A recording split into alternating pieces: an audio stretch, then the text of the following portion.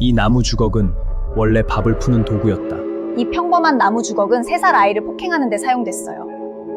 그리고 그 폭행으로 아이는 숨졌어요. 2014년 2월, 친모 최 씨는 이혼을 준비하며 3살 아들과 10살 딸을 데리고 집을 나섰다.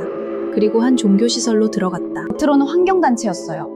실제로는 진돗개를 신성하게 여기는 사이비 종교였고요. 입소 이후 아이는 말을 듣지 않는다는 이유로 반복해서 학대당했다. 그날은 점심을 준비하던 중이었어요. 아이가 오줌을 못 가리고 칭얼거리자 신도들은 그게 악귀 때문이라고 믿었어요. 신도 김 씨는 나무 주걱으로 3살 아이를 폭행했다. 친모 최 씨는 바로 옆에 있었지만 그 폭행을 막지 않았다. 김 씨의 폭행으로 3살 아이는 숨졌다. 하지만 현장에 있던 사람들은 곧바로 병원에 데려가거나 경찰에 신고하지 않았다. 병원에 데려가면 아이를 폭행하고 학대한 사실이 드러날 거라고 생각했어요. 그래서 아이가 숨진 뒤에도 아무도 신고하지 않았어요. 그날 이 씨와 김 씨는 아이의 시신을 나무 상자에 담아 전북 완주의 한 야산에 안매장했다. 그런데 3일 뒤 멧돼지가 시신을 파낼까봐 다시 꺼냈어요.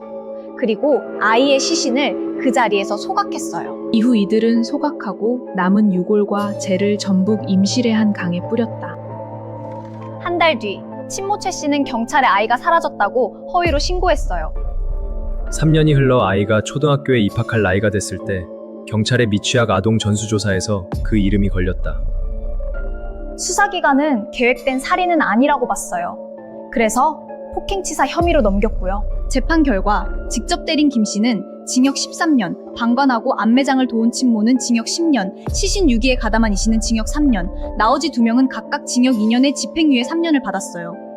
항소와 상고가 모두 기각되면서 그대로 확정됐고요. 그 나무 주걱은 지금 사건 기록 속에 남아있다.